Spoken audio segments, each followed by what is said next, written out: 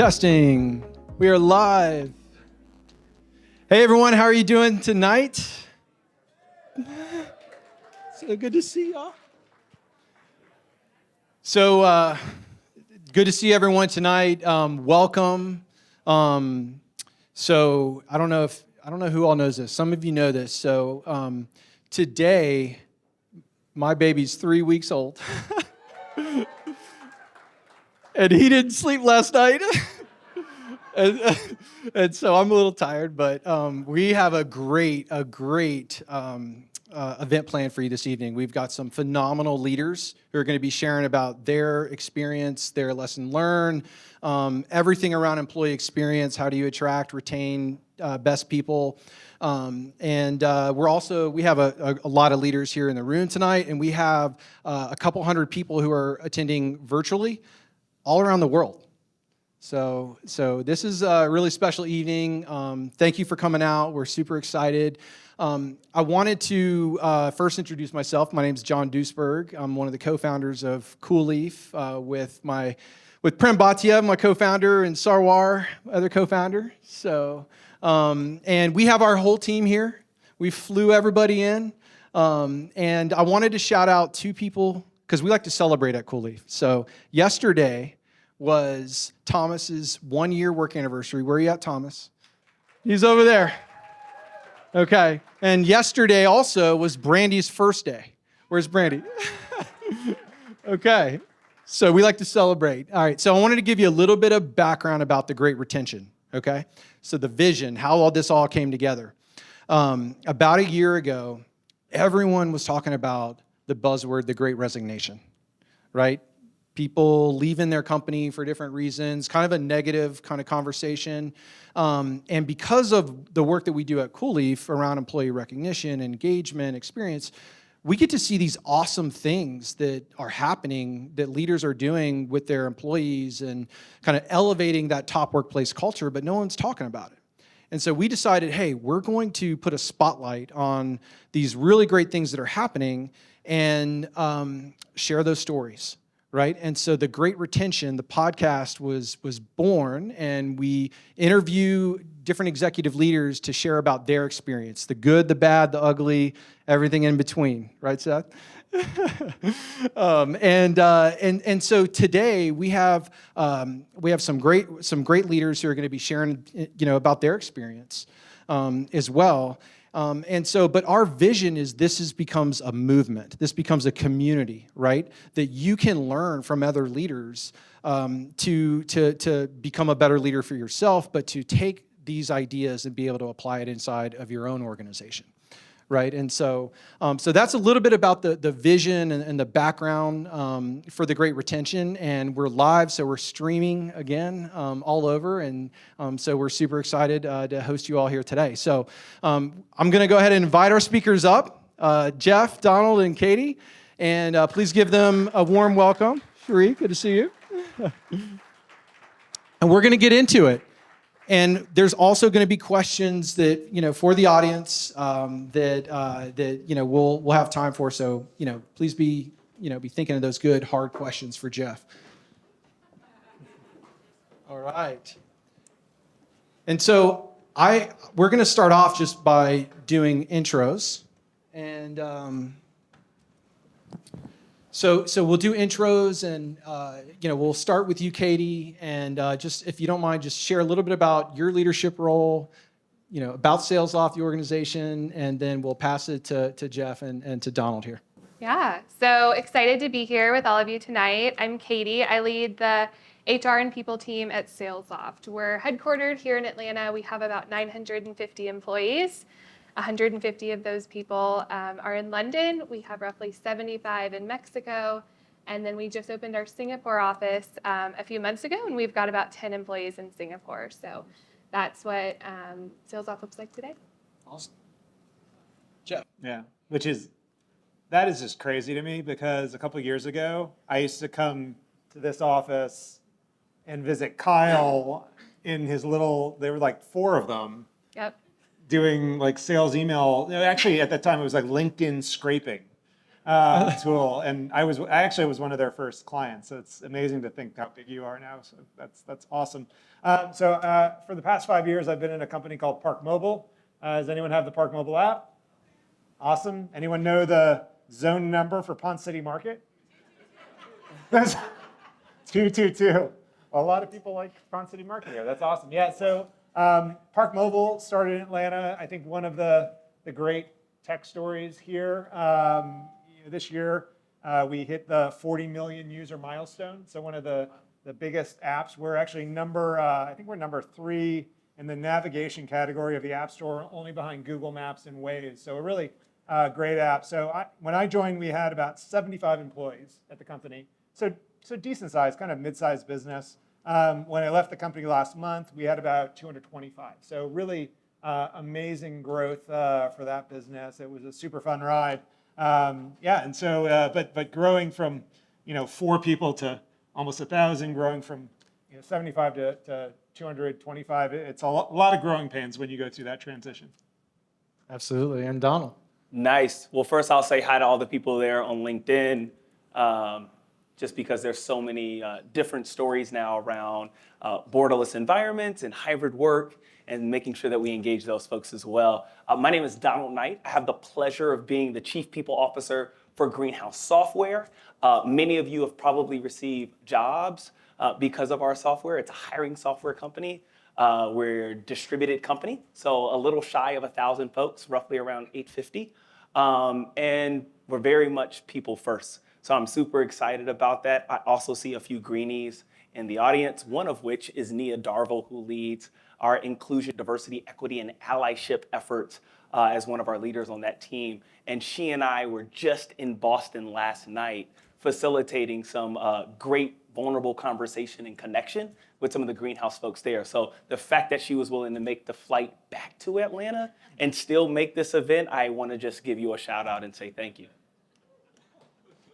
Awesome. Yeah, Donald was emailing us at 35,000 feet in the air this morning, so asking about, so we're all coordinated. We all got the gray memo here, so. Okay, so we're gonna jump in with some questions.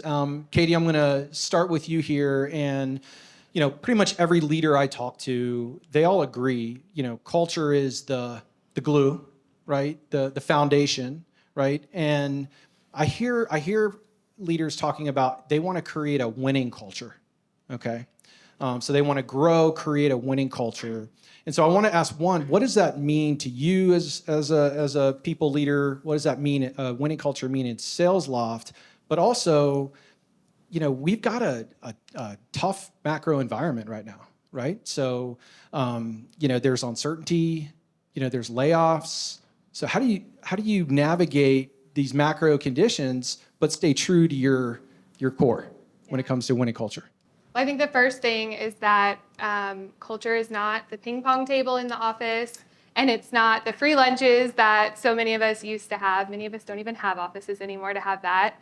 So I think first you have to define your culture. And for us, our culture is our values and how we live them out. It's everything from how we win together, how we lose together, how we have conflict together, which is just as important, if not more important, than how you win together. So all of those things are what we consider make up culture. We have our 5 core values, and it is a filter for so many of the decisions we make as a business.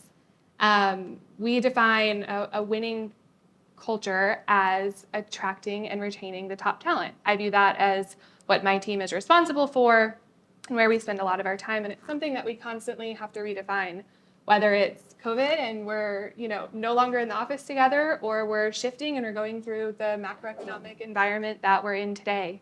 It's something that we constantly adapt and change to. Yeah, and so a shout out to Cherie at Salesloft, because we did an interview and she's the executive leader of diversity, equity, inclusion, and I'm kind of doing a little riff here, but Cherie mentioned that that DEI strategy is a contact sport. And I feel like, that culture is a contact sport. You've got to, get in close and have those conversations. But I know that Salesloft is very intentional about the culture. So Jeff, Donald, talk to us about winning culture. What does that mean to you as a leader? Either one of you guys. Yeah, I think you're exactly right on, I kind of I kind of hate the word culture because it's so generic. And to, like you said, like culture is not a cool office, or, a culture is like the way you treat each other, the way you treat your clients, the way the core values are so critical. So you can't really have a culture without strong core values. So that's kind of something I've really focused on with the teams, is that, what are our core values? And, different companies take different approaches to core values. And in the worst case, core values are just like super generic. They put them on the walls, and then nobody really kind of lives and breathes core values. But if the core values are really true to what the company is, they can be very powerful. And so, some things that we did at ParkMobile, we had 6 core values, and we truly made them part of the hiring process. We made them part of the who gets a bonus, who gets promoted, sometimes who gets fired. But because we really lived the core values, it infused into the way we operated as an organization, and thus it created the culture of the company. So I think defining your core values is probably the easy part of the process, but how you live those core values out day in, day out, how you make it really a part of the organization, that's what's really going to drive your culture.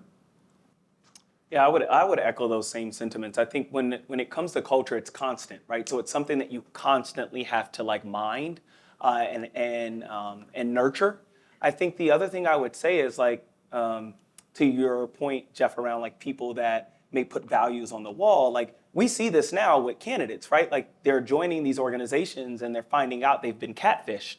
They've joined an organization based on the values that they told them that they live out. And then once they join, they realize that's not the case, right? And so like to your point, I think you have to be values driven. I think ultimately though, it starts with the hiring process. So I love the fact that you stay true to Cool Leaf culture and you shout out people on their anniversary, shouted out people on their first day at Cool Leaf.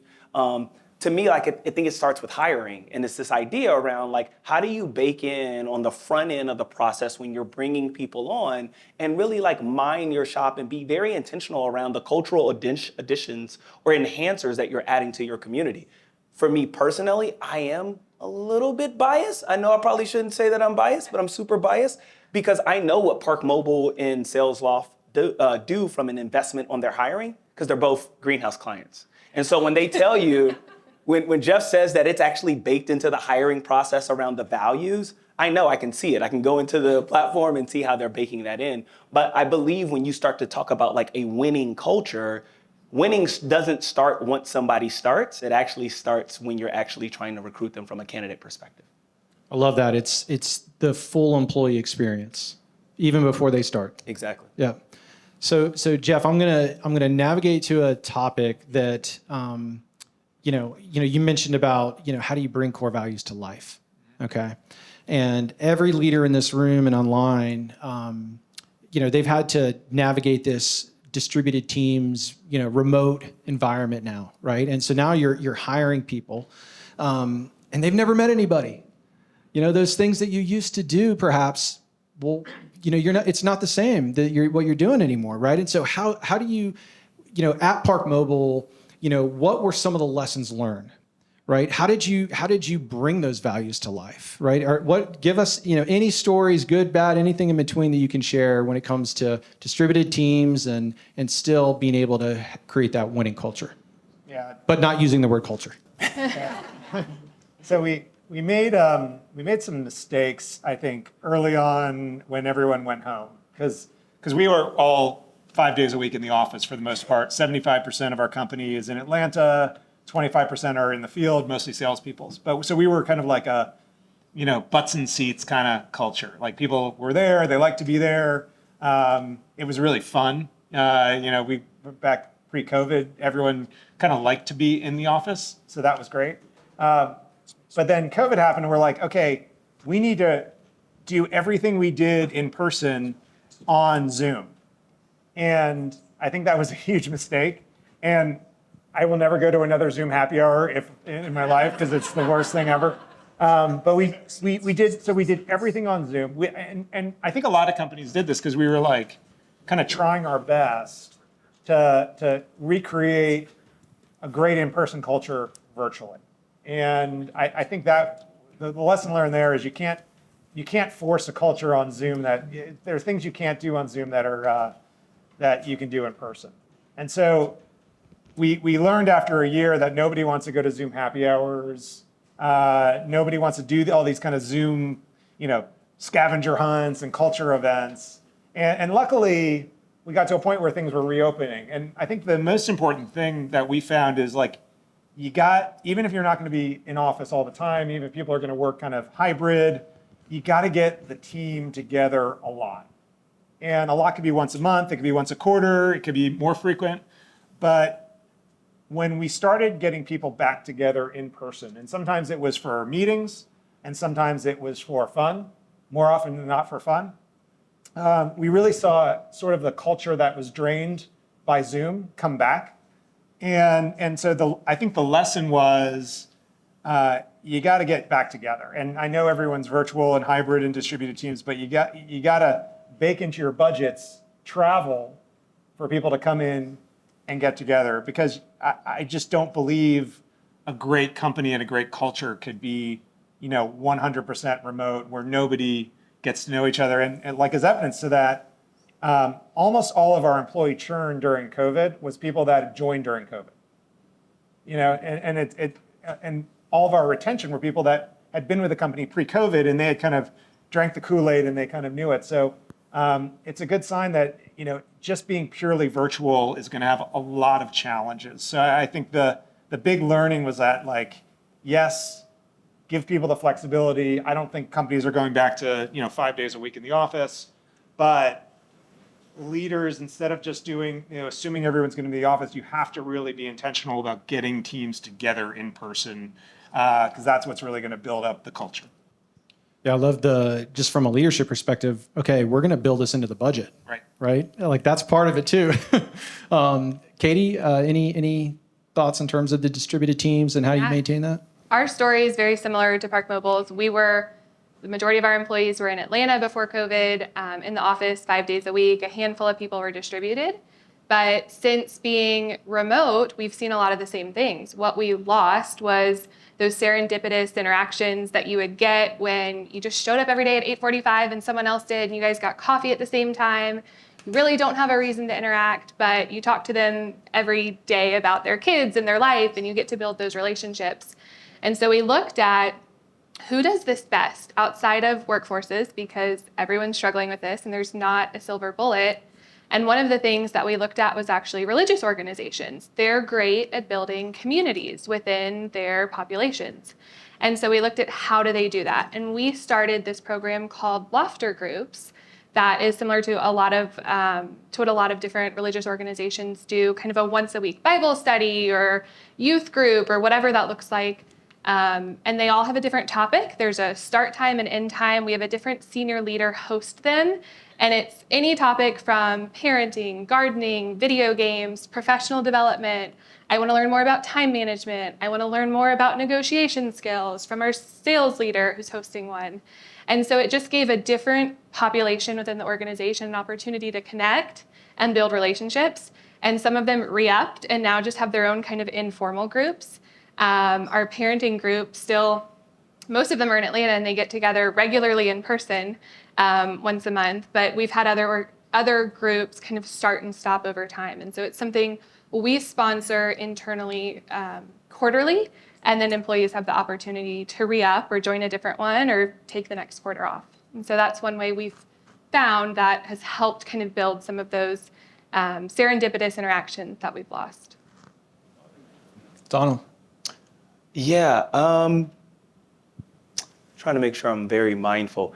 I reject the notion that people going into physical spaces means that they have quality relationship. I've seen companies where they force people into the organization or force them into a physical space, and there is no real relationship. The depth of connection is surface deep at best.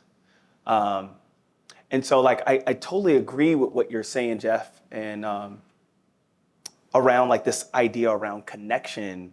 I believe the connection has to happen, and that likely does happen in physical spaces, But I think what the pandemic has actually revealed, at least from my perspective, is the lack of intentionality behind leadership. And this idea that having physical proximity meant that we were going to have relationship. And that's not the case. I think if I did a case study on ParkMobile, which I haven't done yet, but I'm happy to do so, that it wasn't just the physical space that allowed ParkMobile folks to be retained through the pandemic, but what happened in those physical spaces. And part of the reason why I gave Nia a shout out is what we've been doing is like trying to figure out as a distributed company, like how can we be more intentional? When people experience Greenhouse, what do we want them to experience? Not just from the environment, but also from the level of conversation, the level of vulnerability. Like, what does that look like? And so like we've had greenies that we've brought together with this initiative called Gather At, where we take clusters of people geographically and we bring them together. But it's not just for the sake of having a social hour. It's not just for the sake of saying, hey, like, we're hosting this happy hour connect. And like, no, like the level of intention behind the conversation is taking people that have been there 7 years or even 7 days, and we're bridging a connection that just most workplaces don't have. So I agree with you on the connection. I just want to make sure that as leaders, like we have an elevated responsibility now more than ever to make sure that we're rather intentional. And people with disabilities would tell you that prior to the pandemic, they were yelling at organizations telling you that they can do these jobs from home. And people were saying, no, we can't make accommodations for you. But when able-bodied people went home, all of a sudden, now we can do work from home. And so even the level of allyship with them and being intentional around, if you can't make it to a physical space, how do I still make sure that you are afforded the same opportunity for connection? That to me has to be based or rooted in the level of intentions behind leaders. One point to that, and because I totally agree, just forcing people to come into a space doesn't really do anything. Yeah. If anything, you could make people annoyed because they prefer not to commute in. But what we try to do, and really what we try to do with our leaders, was to say, hey, we're going to go back to the office a couple days a week. But when your teams come back to the office, we don't want to see people like sitting in cubes, heads down in spreadsheets, right? Like that's the worst thing, because then like I could do this at home now. I've proven for the last 2 years I could be at home and I could be in my spreadsheets. So your in-office days are actually your collaboration days, your at-home days, your heads down days, which is very different for a lot. But that's the kind of thing we try to get the leaders focus on and say, hey, make the most out of your in-office time with your team. You should be in meetings a lot of the day, and then when they're home, they could do their work. Do all their notes, do their Excel sheets. So I want to pick up on this a little bit, Donald. So Greenhouse, 850 or so, almost 1,000 employees, all around the globe, right? Primarily distributed environment. And so what I wanted to get your insight on and a little bit about, being intentional, but also letting it be organic. You can't force it, right? But how do you maintain that authentic connection? Okay, how do you keep inclusion top of mind behind a Zoom screen, right? And so I hear you when you say it's intentional, but then I also hear you when, I can't just force it and say, okay, everyone, let's collaborate, right? And so what have you found at Greenhouse to find that balance? That's a great question. And if Nia comes on stage and kicks me, that means I gave the wrong answer.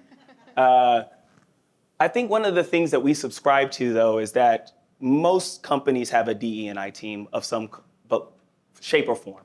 Some people even call them DEIB, diversity, equity, inclusion, belonging. At Greenhouse, like we subscribe to this idea because your point around inclusion through the screen, and like I keep thinking of this phenomenal new arbor, that's what we call our ERGs, but this new arbor that just launched this year called Trellis, which is for people with disabilities. And I think that community, the reason they were able to rally together is because we don't subscribe to diversity, equity, and inclusion being on the equal platform. We believe that inclusion happens when diversity, equity, and allyship are present.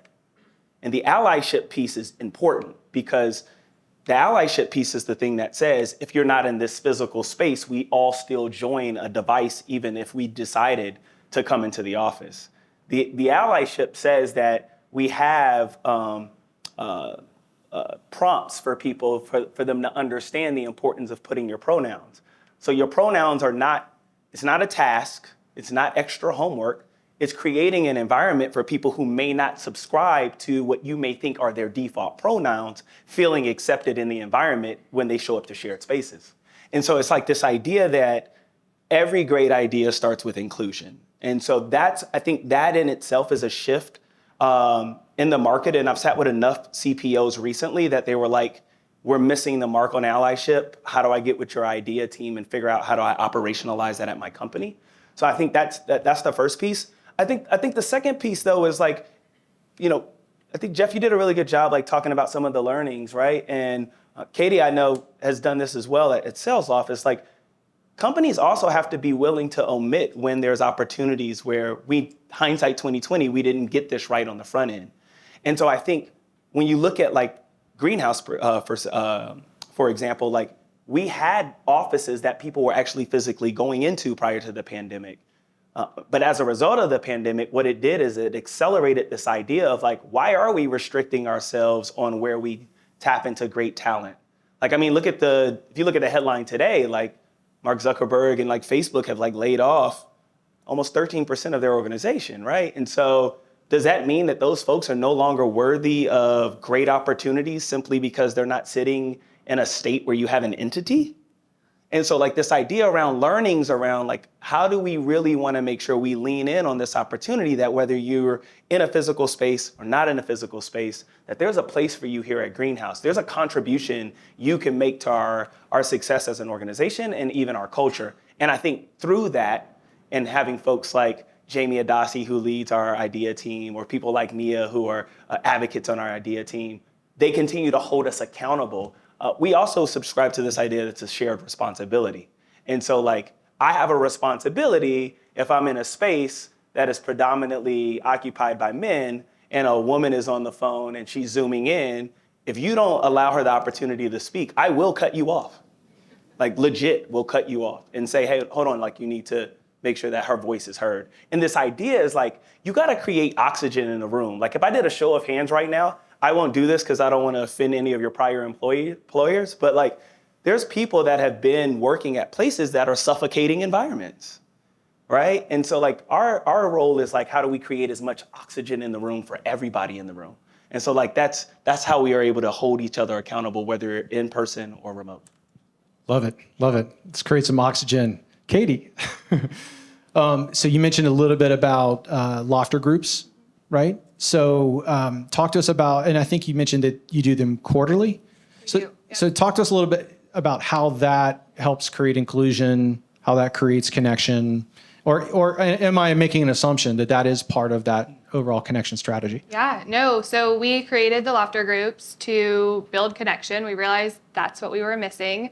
And it's part of exactly what Jeff and Donald both talked about. We used to all be together all the time, and it's some of that organic, but also deep relationship pieces that you need to have a high-performing team. So we looked at building connection a lot of different ways. We also took our whole company to Mexico last fall. We can talk about that separately. My whole team is looking at me. Full story. Here we are. We got you guys. So we looked at how do we bring people together in person and how do we continue to build relationships remotely. And so our back to work strategy is intentionally hybrid. So we still have our physical offices. We have one in Atlanta, one in London, one in Guadalajara, Mexico, and one in Singapore. And those are our hiring hubs, but we still hire people dispersed. And employees have the option to be in person as many times as they want, to come in a couple of days a week, or never to come in person unless there's some event or reason for them to do so. And so our strategy has been to adapt to different ideas that and different programs that allow them to connect however they want to. So the Lofter groups, for example, there are in-person Lofter groups, there are remote Lofter groups. We have regular sync weeks. So once a quarter, our entire executive team gets together which is a natural time for them to bring in their leadership teams or their teams. And you see the group that is in Atlanta that maybe doesn't come into the office all the time because they don't want to commute. They show up and we offer lunch again. And it's fun to just see people. Food works. Food brings people together. But it's fun to see different ways to bring people together. And I think it is about intentionality that Donald mentioned. You have to have that intentionality and create different avenues for people to connect.